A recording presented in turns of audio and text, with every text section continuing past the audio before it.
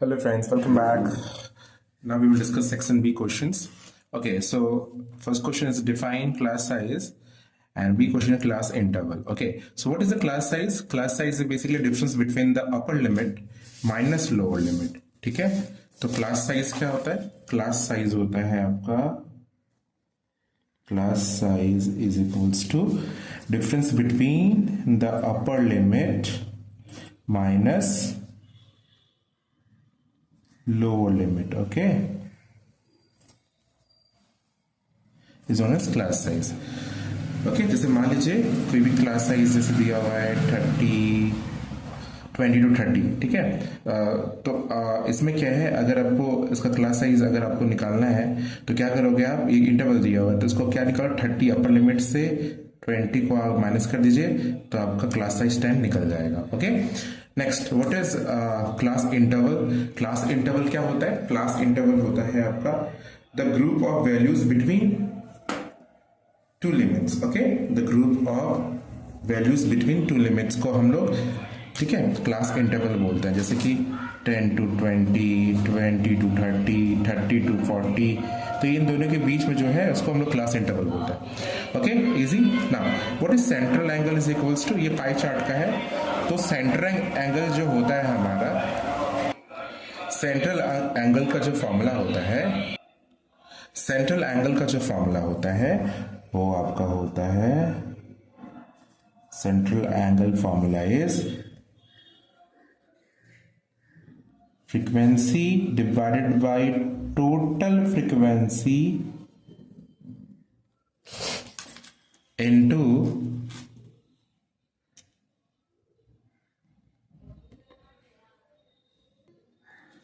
into 360। Okay,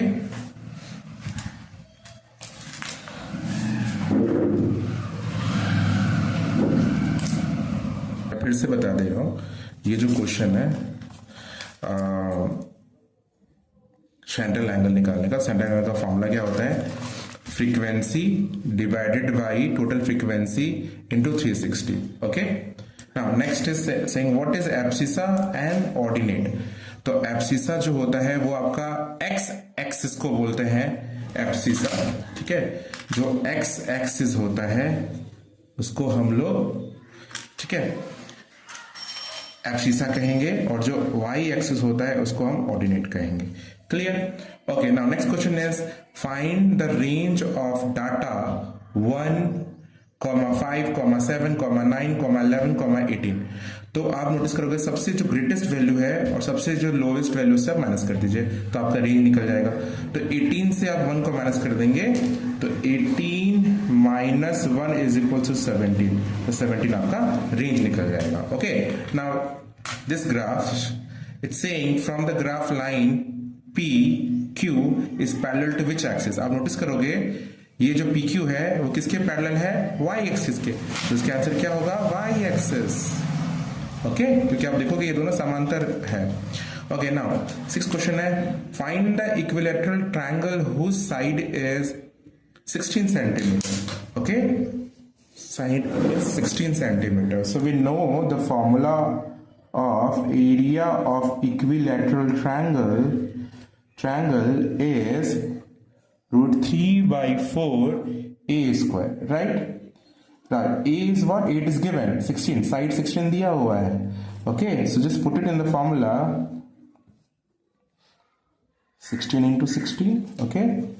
ये काटेंगे 4 बार में, तो √3 64, और you can write 64 √3। आप चाहो तो √3 का वैल्यू भी पुट कर सकते हो, मैं इतने में छोड़ दे रहा हूँ। √3 का जो वैल्यू 1/7 आप डाल सकते हो, वरना इतना भी वही आंसर आ जाएगा। Okay, next question is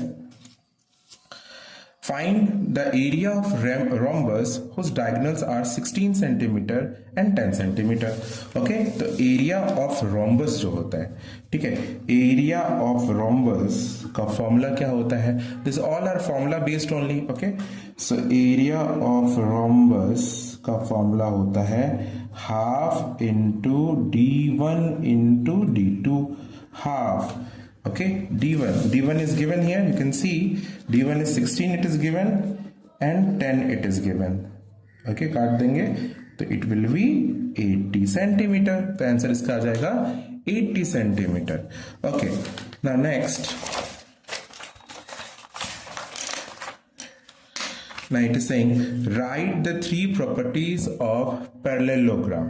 Okay, write the three properties of parallelogram. तो आपको पता है पैरेललोग्राम का थ्री प्रॉपर्टीज क्या होगा। अगर ये हमारा पैरेललोग्राम है तो इसका थ्री प्रॉपर्टीज क्या होगा। अपोजिट एंगल्स आर इक्वल, है ना, अपोजिट एंगल्स जो होता है वो इक्वल होता है।